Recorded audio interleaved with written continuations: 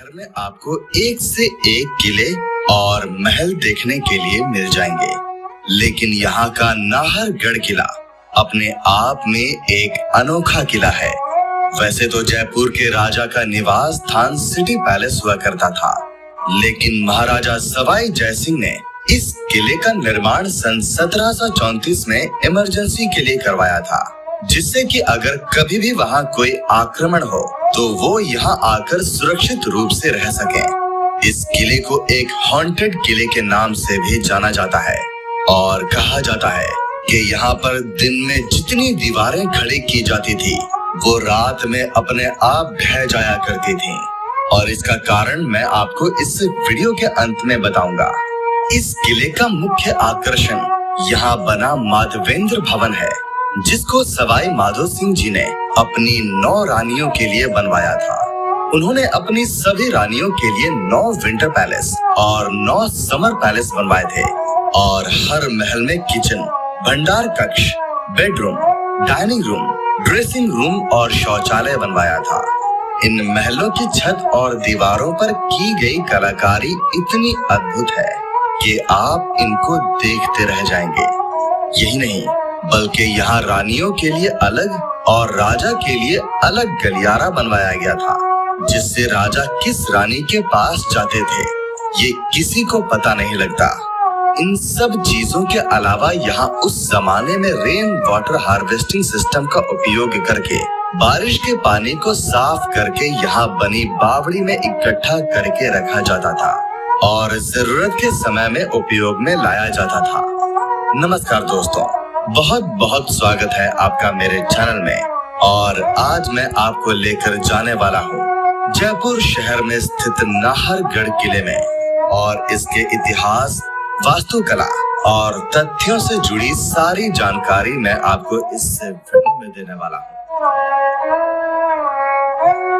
तो नाहरगढ़ किला राजस्थान की राजधानी जयपुर में स्थित आमेर किले से लगभग 10 किलोमीटर दूर और जयगढ़ किले से 6 किलोमीटर की दूरी पर स्थित है, और ये किला अरावली की ऊंची और खूबसूरत पहाड़ियों से घिरा हुआ है।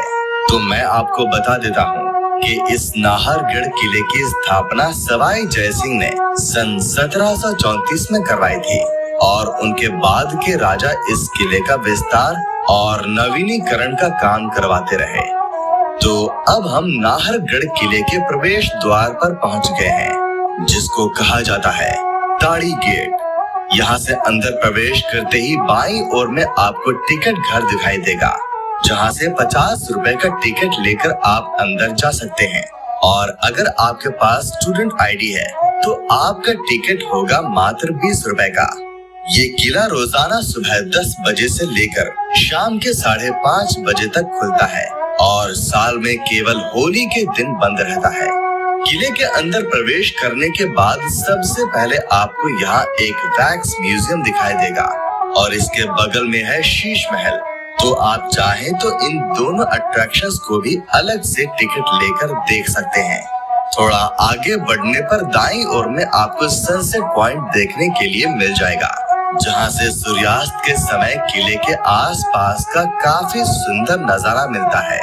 इस किले में कई मशहूर हिंदी फिल्मों की शूटिंग भी हुई है, जैसे कि रंग दे बसंती, शुद्ध देसी रोमांस और सोनार किला। नाहरगढ़ किले में एक खास बात ये भी है कि यहाँ उस जमाने में भी रेन वाटर हार्वेस्टिंग सिस्टम का उपयोग किया जाता था। तो यहाँ बहुत से चैनल्स बनाए गए थे, जिनसे पानी बहकर इस टांके तक पहुँचता था और यहाँ इकट्ठा करके रखा जाता था। इसके आगे साफ पानी इस बावड़ी में एकत्रित होता था, जिसको जरूरत के समय में पीने और नहाने के उपयोग में लाया जाता था। तो जिस किसी को भी पानी भरना होता था वो यहाँ बनी सीढ़ियों से नीचे उतरकर पानी भर लिया करता था। मैं बताना चाहूँगा कि सवाई राम सिंह की मृत्यु के बाद सन 1880 में सवाई माधो सिंह को मात्र 18 वर्ष की उम्र में राजा बनाया गया था। थोड़ा आगे बढ़ने पर आपको एक इमारत दिखाई देगी, जिसको कहा जाता है माधवेंद्र भवन, जो कि सवाई माधो सिंह जी के द्वारा बनाई गई थी। इसके बाहर में उस जमाने की 2 तोपें भी रखी हुई हैं। इस भवन के अंदर प्रवेश करते ही आप देखेंगे कि इसके स्तंभों और दीवारों पर बहुत ही सुंदर कलाकारी की गई है और उस जमाने के लकड़ी के इन दरवाजों को बहुत ही मजबूती से बनाया गया था। तो माधवेंद्र भवन में पहुंचते ही आपको एक बड़ा सा चौक दिखाई देगा, जिसको उस जमाने में तरह तरह के कार्यक्रम और त्योहार आयोजित करने के लिए इस्तेमाल में लाया जाता था। मैं बताना चाहूंगा कि सवाई माधो सिंह की 9 रानियां थीं और उन 9 रानियों के लिए उन्होंने यहाँ एक जैसे दिखने वाले 9 महल बनवाए थे, तो जिससे कि रानियों में आपस में झगड़ा ना हो, इसीलिए ये सारे महल राजा ने एक ही तरह के बनवाए थे। इस इमारत के महलों को अलग अलग नाम दिए गए थे, जैसे कि चांद प्रकाश, सूरज प्रकाश, आनंद प्रकाश, कुशल प्रकाश, लक्ष्मी प्रकाश, जवाहर प्रकाश और ललित प्रकाश। ये आपको दिखने में 7 पैलेस लगेंगे, लेकिन असल में ये 9 पैलेस हैं।